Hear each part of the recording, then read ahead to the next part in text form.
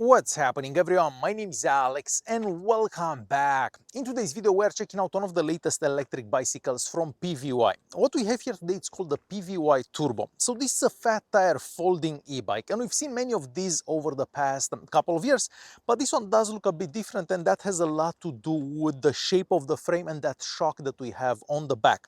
So we have that shock on the back, we also have a front suspension. So yes, it does look a bit different than most other fat tire e-bikes available on the market.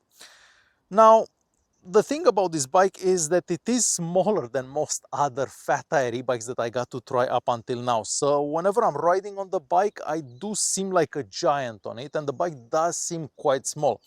So maybe if you're a bit shorter, maybe if you're not as big as me, it will be better. But for me, the bike just seems a bit too small, I'm gonna say. With that being said, let's start by doing a bit of an unboxing just so I can show you how the bike comes packed in the box and what you have to do to get this ready and on the road. Alright, so you get a fairly big and fairly heavy box. Of course, the bike itself has a lot to do with that. So the bike has a weight of just over 29 kilos, even though the frame of this bike is made out of aluminum. So still not the lightest bike out there. Out of the box, you do have to do a bit of an installation. You basically have to put the front handlebar together, you have to put the front wheel together, the front mudguard, the light, you have to put the rear mudguard together. It is time consuming and it's going to take you about an hour to get this ready and on the road.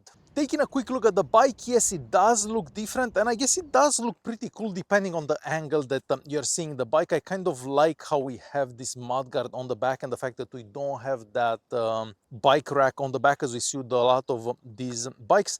And I feel that the bike would look even better if we would remove these mudguards. So the mudguards on the front and on the back are made out of metal. Luckily, they don't really make noise, but whenever you get rocks stuck in between the wheel and the mudguard, you're gonna hear those rocks.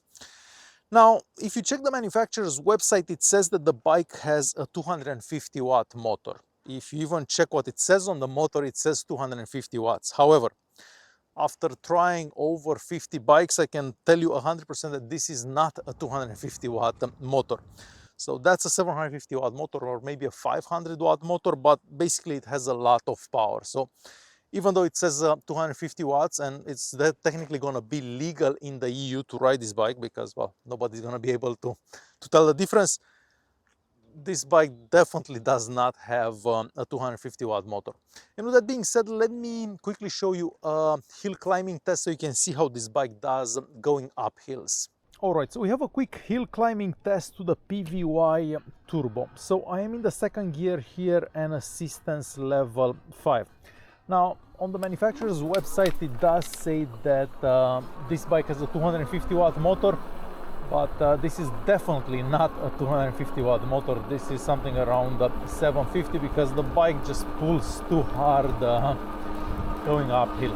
With a 250 watt motor bike, I can barely go up this hill. As you can see, the hill here is pretty steep, one of the steepest that we have around here.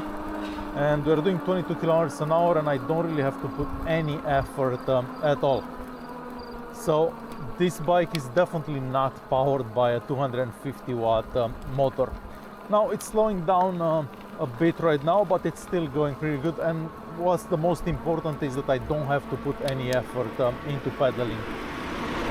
So going uphill, even though I'm in the second gear here, it's quite easy on the PVY Turbo. Since we have that front and rear suspension and a seat that has plenty of padding because the seat is big, it's wide, has plenty of padding, so the ride comfort is really good. If you go over bumps or stuff like that, you don't really feel anything. So a very comfortable ride, and overall it doesn't make that much noise even whenever you're going over bumps. Now that kind of brings us to the handlebar, so this side of the bike here. Now, the handlebar you have to put when you take the bike out of the box, but what I don't like about the handlebar is the fact that it's very low. I mean, the whole bike is kind of low. So whenever you're riding, you kind of hover over the bike a bit. So I just wish that the entire bike would have been just bigger. Look the same, but just slightly bigger. I guess since it's smaller, it's gonna be easier to fit in your car's trunk, or if you have like a small closet, it's gonna be easier to put the bike in there.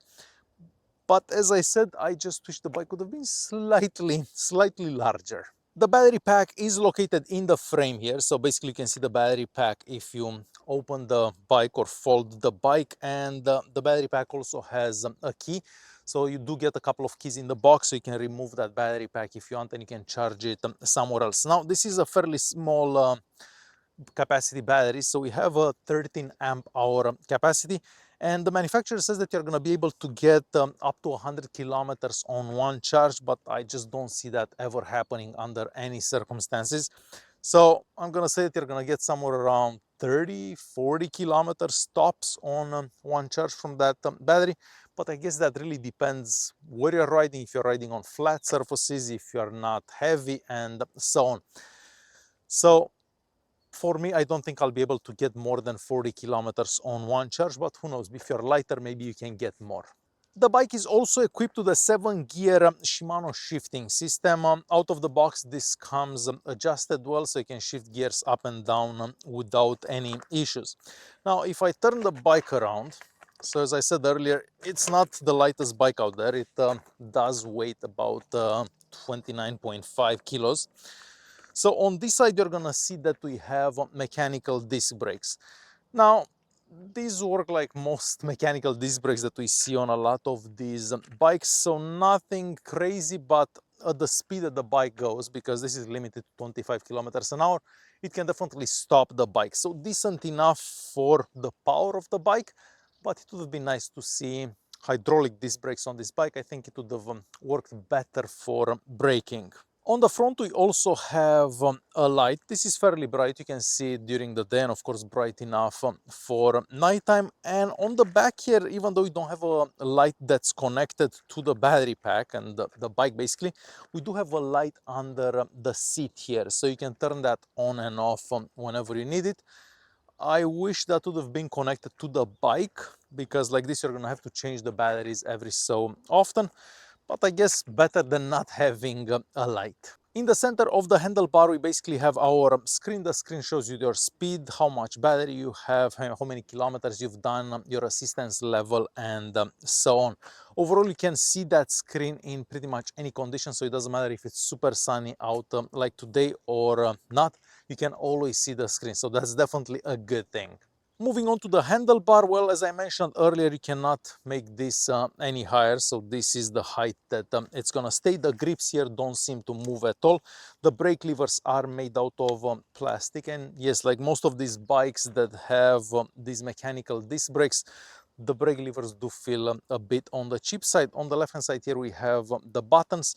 There is also a belt that comes in the box that I haven't installed. And on the right-hand side here, we have the throttle. So if you don't want to pedal at all, you can just accelerate with the throttle here, and the bike will just go without you actually having to pedal. All right, so let me quickly show you how you would use this bike. So this bike is a bit smaller than your typical fat tire e-bike, mostly fat tire e-bikes that have 20-inch wheels. So with this one, you basically power it on from here. We have the throttle there, so you can either pedal, and the bike is equipped with a speed sensor. So you start pedaling and the bike will assist you, or you can accelerate to the throttle. First, I'm going to show you how that goes. So you can accelerate to the throttle just like that. Or I'm going to stop and then I'll start pedaling. You start pedaling and the bike starts assisting you right away. So a speed sensor, but for this kind of bike, I feel that a speed sensor is good enough.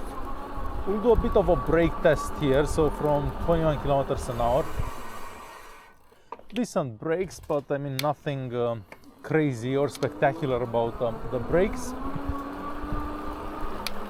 Since the fenders are made out of metal, you will hear every time a rock hits them or anything like that.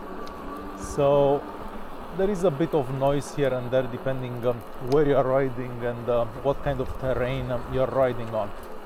We'll do another brake test around here from, let's try 25 kilometers an hour.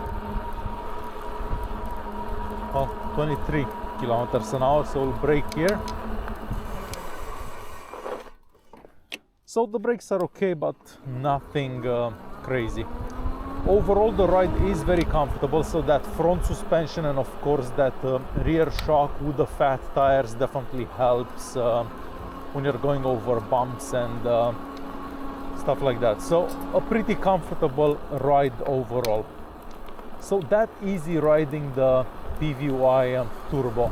So to quickly conclude this video, the PVY Turbo does look pretty cool, and I guess it does look better than most of these fat tire e-bikes that we've been seeing over the past couple of years.